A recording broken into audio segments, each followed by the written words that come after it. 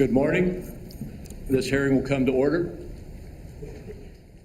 I thank my colleagues and Mr. Kennedy for being here today. Mr. Kennedy, congratulations on your nomination. Throughout this process, Mr. Kennedy, you have been accessible to members and staff on both sides of the aisle and have demonstrated strong commitment to fulfilling the responsibilities of this role. The Department of Health and Human Services oversees our nation's largest healthcare programs, providing coverage for nearly 2 in every 5 Americans. Improving Medicare, Medicaid, and CHIP, among other initiatives, presents challenges, especially in the face of a rapidly aging population, stubbornly high costs, and persistent barriers to access. However, this also provides us an opportunity to deliver bold, transformative solutions. As a committee, we share a commitment to advancing common sense, bipartisan policies that improve the delivery of health care in this country.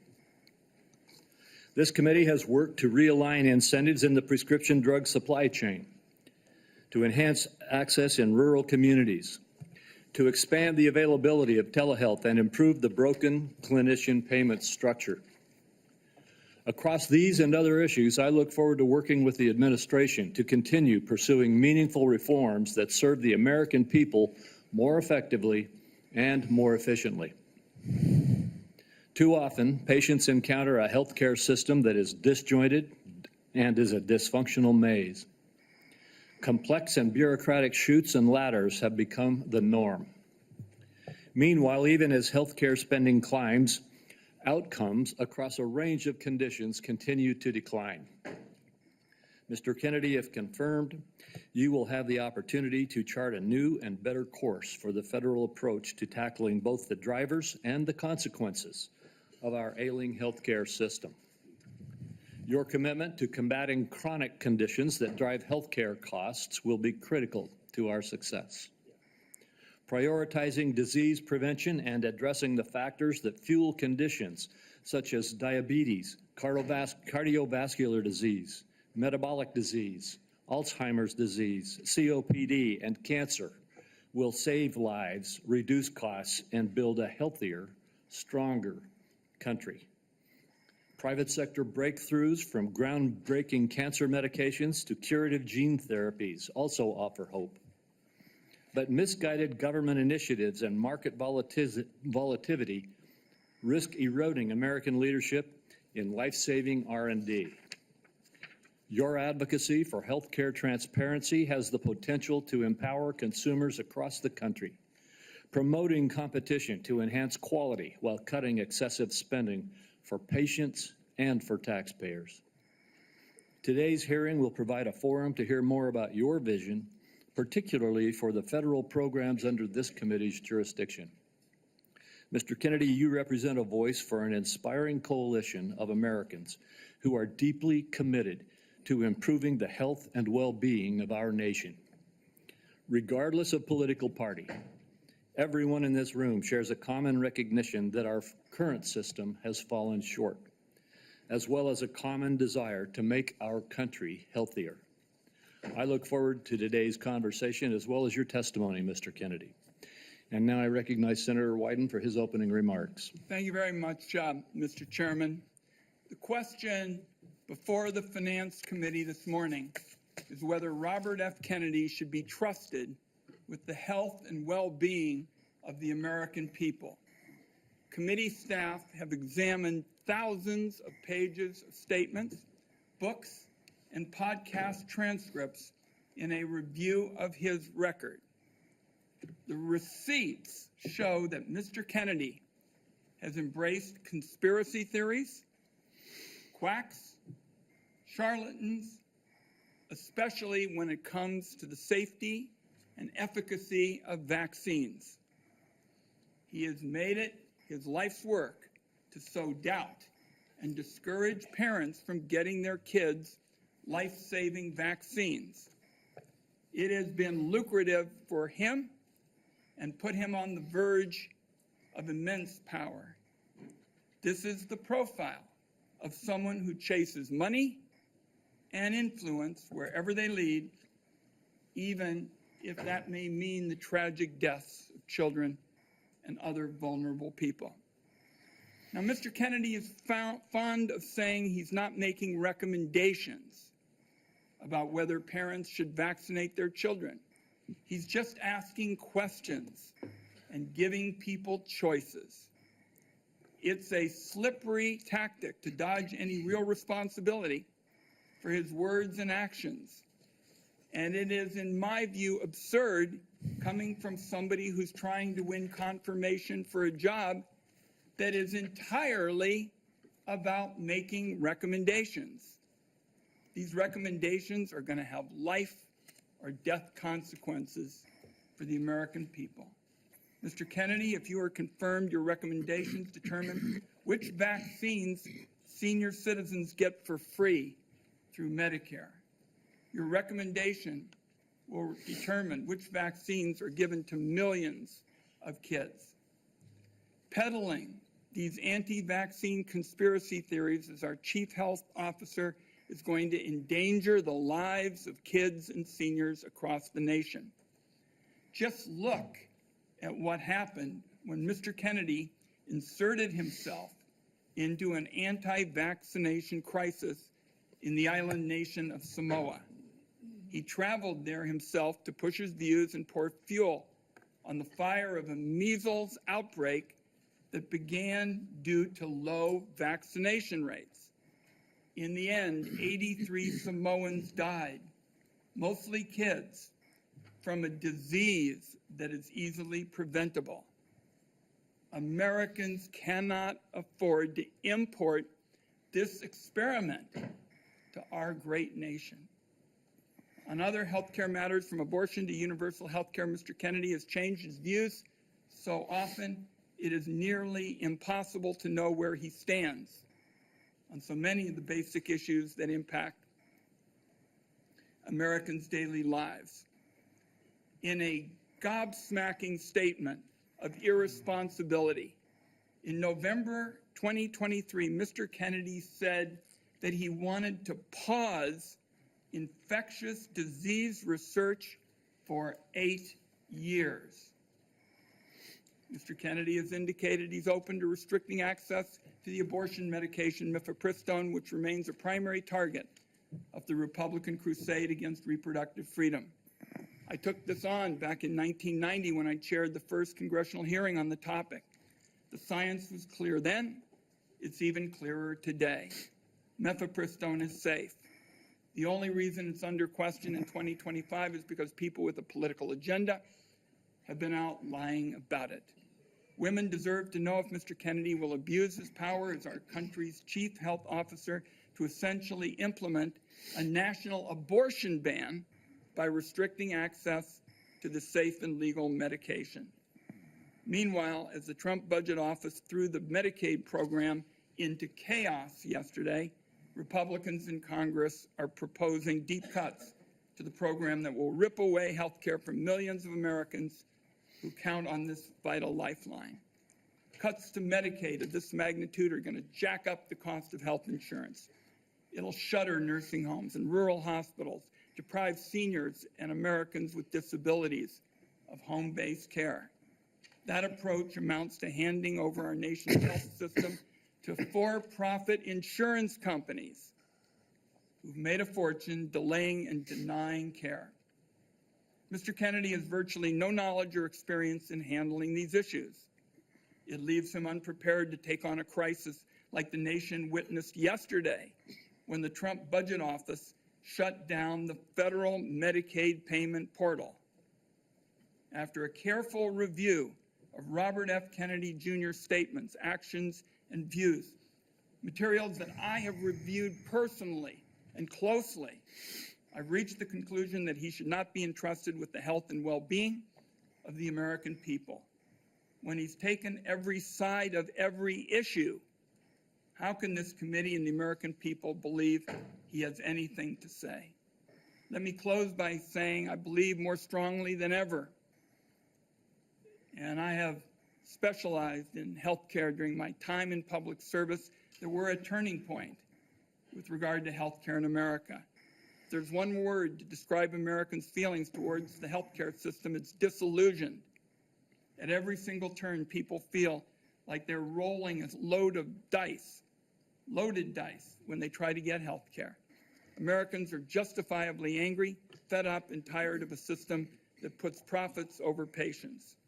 Instead of debating meaningful ways to improve Americans' health care, now the committee is being forced to relitigate settled science about vaccines and whether or not the federal government should help Americans get affordable health care.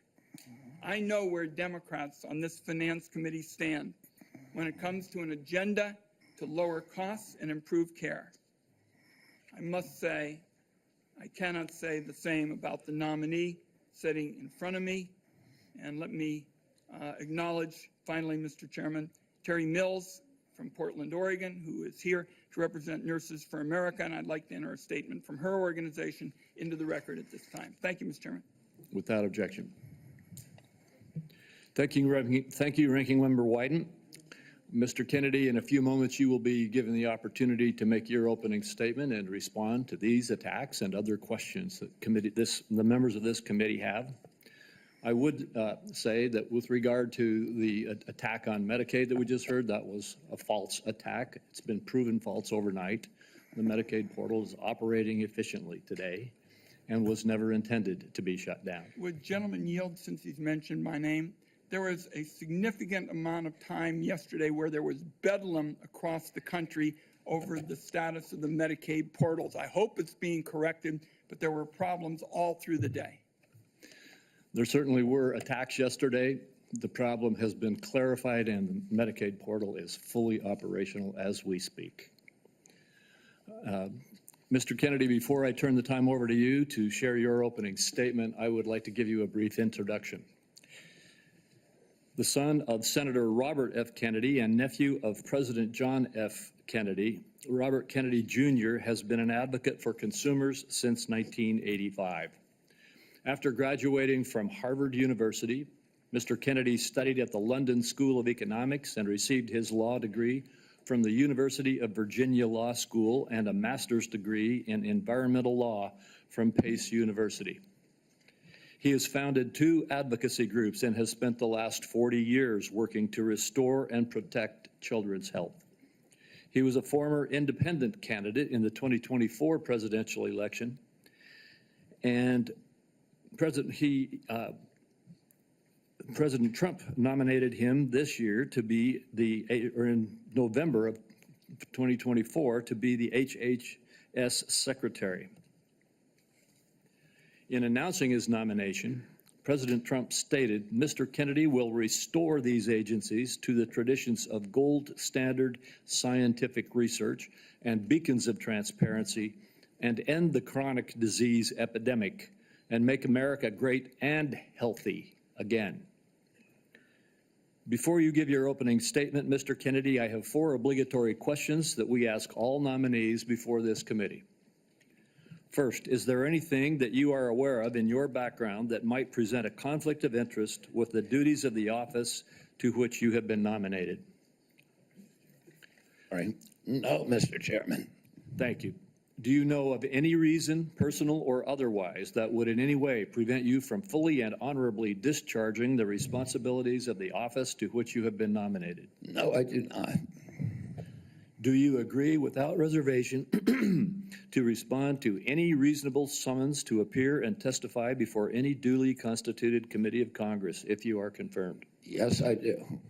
And finally, do you commit to providing a prompt response in writing to any questions addressed to you by any senator of this committee? Yes, I do. Thank you, Mr. Kennedy. And before you begin, if you would like to, you may introduce your wife and children. Yes. My wife, Cheryl Hines, is here. My daughter, Kit Kennedy, my son, Bobby Kennedy, his wife, Amaryllis Fox Kennedy, and my nephew, Jackson Hines, is here, too. We welcome you all. Thank you. You may proceed with your statement. Thank you, Mr. Chairman. Chairman Crapo, Ranking Member Wyden, and members of this distinguished committee, I'm humbled to be sitting here today as President Trump's nominee oversee the U.S. Department of Health and Human Services.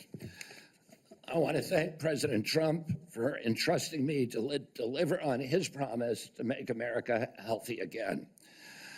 I also want to thank Cheryl and Kik and Bobby and all of my other children who are here today, and all the many members of my large extended family for the love that they have so generously shared.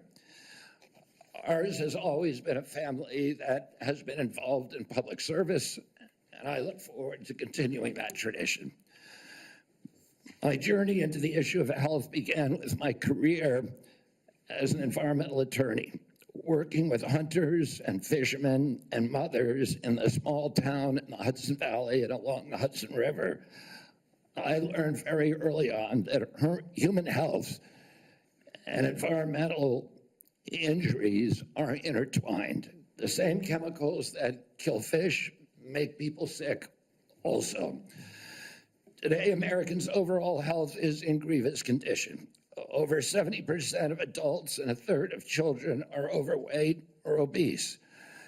Diabetes is 10 times more prevalent than it was during the 1960s. Cancer among young people is rising by 1 or 2% a year.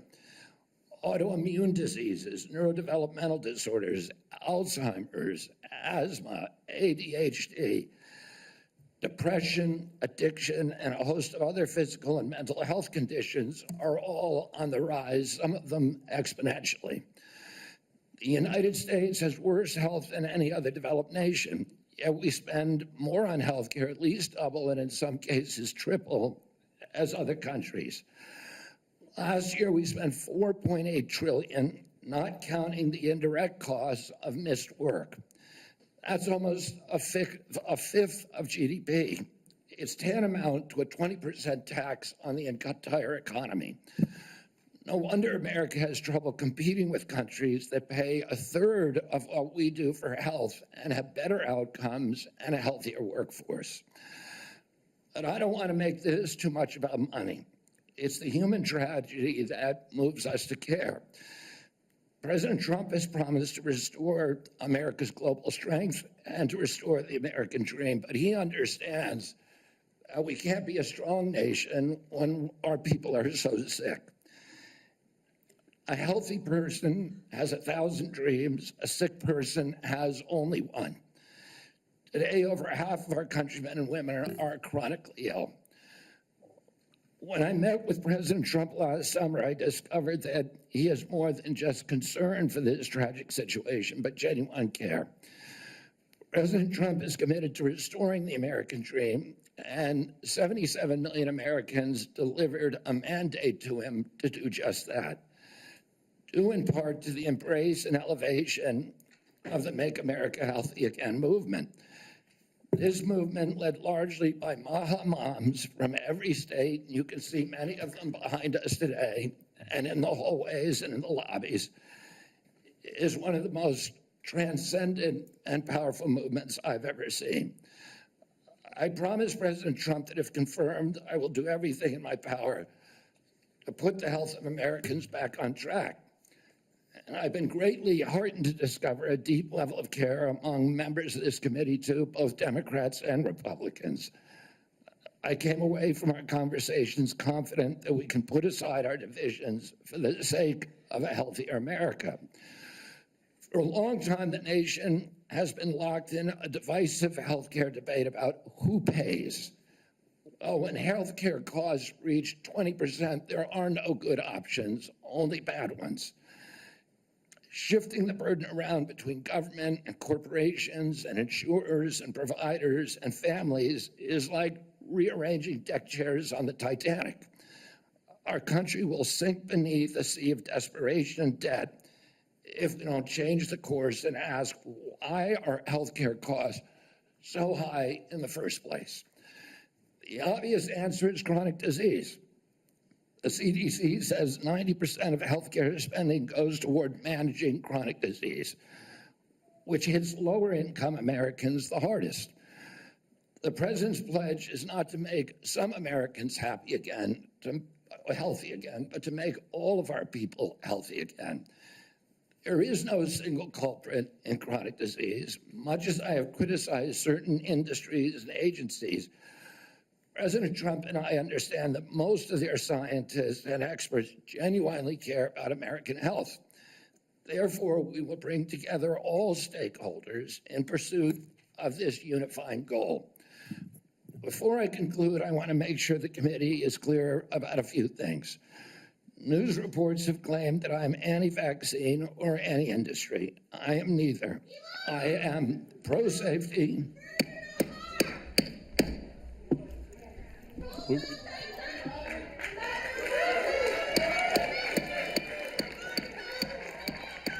have order. Please proceed, Mr. Kennedy.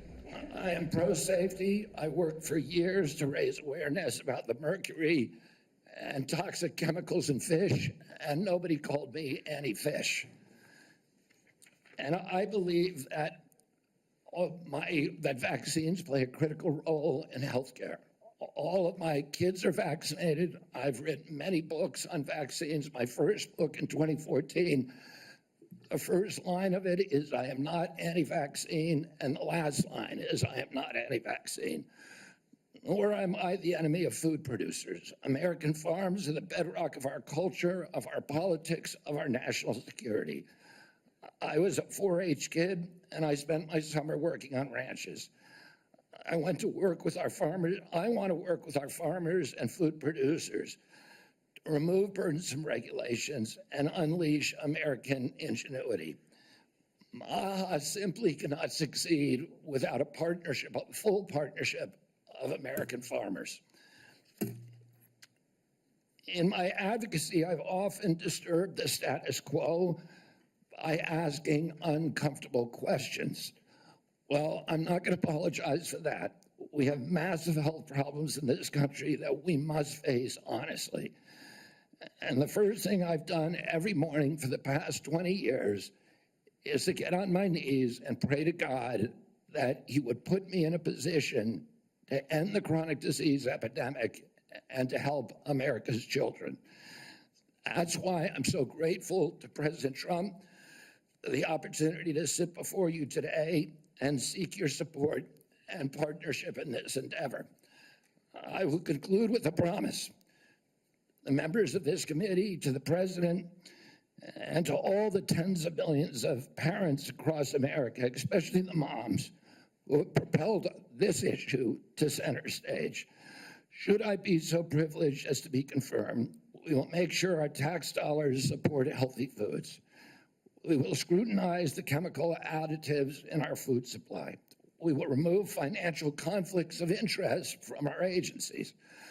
We will create an honest, unbiased, gold standard science at HHS, accountable to the president, to Congress, and to the American people. We will reverse the chronic disease epidemic and put the nation back on the road to good health. Thank you. Thank you, Mr. Kennedy. Mr. Kennedy, I will begin. Each of us will have 5 minutes to ask you questions, and then at the conclusion of the hearing, if there are further questions, there will be an opportunity for those questions to be submitted to you, and I ask that you respond to them promptly. Mr. Kennedy, you have emphasized the importance of nutrition in preventing and managing chronic disease, improving health outcomes, and reducing health costs. I share your interest in the relationship between our diet and our well-being. And if confirmed, I look forward to partnering with you on those efforts. Would you share with the committee why you are passionate about the nutrition-oriented disease prevention and what you have learned? Yes, Mr. Chairman. I had 11 brothers and sisters. I had dozens of first cousins. I was raised in a time where we did not have a chronic disease epidemic. When my uncle was president, 2% of American kids had chronic disease. Today, 66% have chronic disease. We spend zero on chronic disease during the Kennedy administration. Today, we spend $4.3 trillion a year. With 77% of our kids cannot qualify for military service. When I was a kid, the typical pediatrician would see one case of diabetes in his or her lifetime. 40 or 50-year career. Today, 1 out of every 3 kids who walks through her office door is diabetic or pre-diabetic.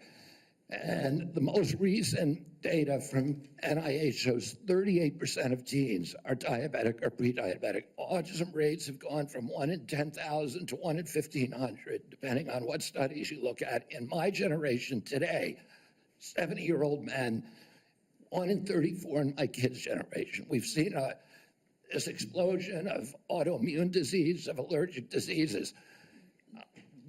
This is not just a economic issue. It's not just a national security issue. It is a spiritual issue, and it is a moral issue.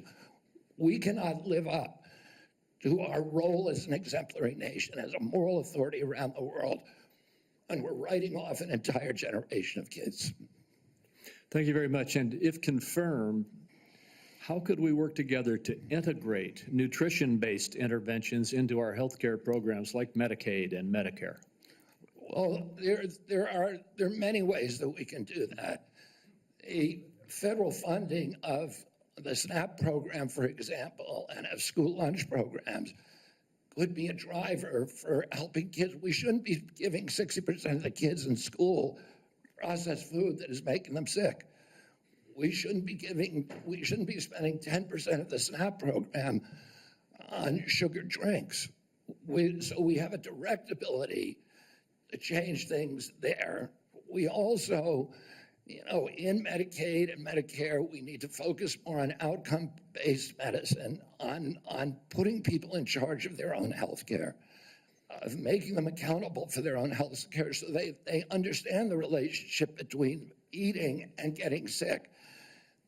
Most importantly, we need to deploy NIH and FDA to doing the research to understand the relationship between these different food additives and chronic disease so that Americans understand it and make sure that Americans are aware of it. I don't want to take food away from anybody. If you like a cheeseburger, a McDonald's cheeseburger, a Diet Coke, which my boss loves, and you should be able to get them. If you want to eat Hostess Twinkies, you should be able to do that, but you should know what the impacts are on your family and on your health. Thank you. Senator Wyden. Thank you very much, Mr. Chairman. Before I begin my questions, I'd like to start by entering into the record a letter the committee received from Ambassador Carolyn Kennedy outlining what she believes is Mr. Kennedy's lack of personal fitness for the office. Without objection. Mr. Kennedy, you have spent years pushing conflicting stories about vaccines. You say one thing and then you say another. In your testimony today under oath, you denied that you were anti-vaccine. But during a podcast interview in July of 2023, you said, quote, "No vaccine is safe and effective." In your testimony today, in order to prove you're not anti-vax, you note that all your kids are vaccinated. But in a podcast in 2020, you said, and I quote, "You would do anything, pay anything to go back in time and not vaccinate your kids." Mr. Kennedy, all of these things cannot be true. So, are you lying to Congress today when you say you are pro-vaccine? Or did you lie on all those podcasts? We have all of this on tape, by the way. Yeah, Senator, as you know, because it's been repeatedly debunked, that statement that I made on the Lex Friedman podcast was a fragment of the statement. He asked me, and anybody who actually goes and looks at that podcast and will see this, he asked me, are there vaccines that are safe and effective? And I said to him, some of the live virus vaccines are. And I said, there are no vaccines that are safe and effective, and I was going to continue for every person. Every medicine has people who are sensitive to them, including vaccines. Right, so he interrupted me at that point. I've corrected it many times, including on national TV. You know about this, Senator Wyden, so bringing this up right now is dishonest. let's be clear about what you've actually done then, since you want to deny your statements. For example, you have a history of trying to take vaccines away from people.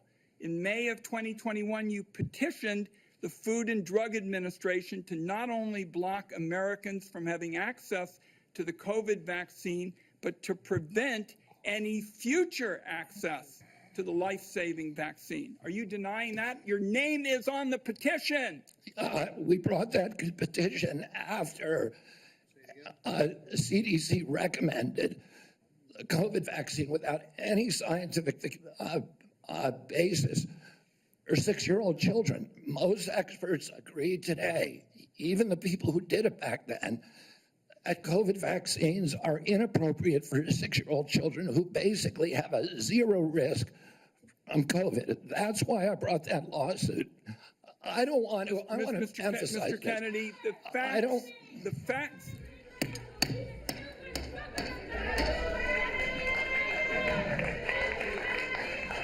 The committee will be in order. And to the audience. Hold on for a second, Mr. Kennedy. To the audience. Comments from the audience are inappropriate and out of order. And if there are any further disruptions, the committee will recess until the police can restore order. Please follow the rules of the committee.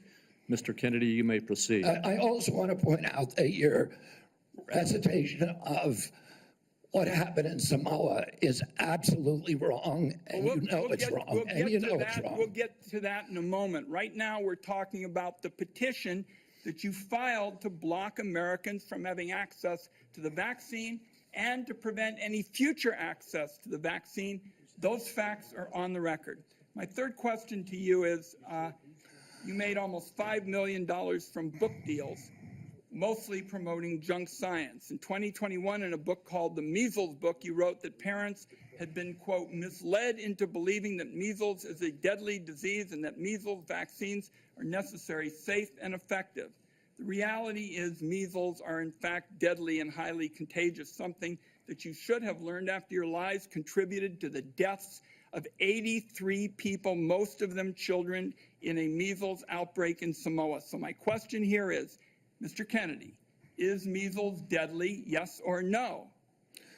The death rate from measles historically in this country in 1963, the year before the introduction of the vaccine, was 1 in 10,000. Let me explain what happened in Samoa. In Samoa in 2017 or 2015, there were 2 kids who died following the MMR vaccine. And the vaccination rates in Samoa dropped precipitously from about 63% to the mid-30s, so they've never been very high.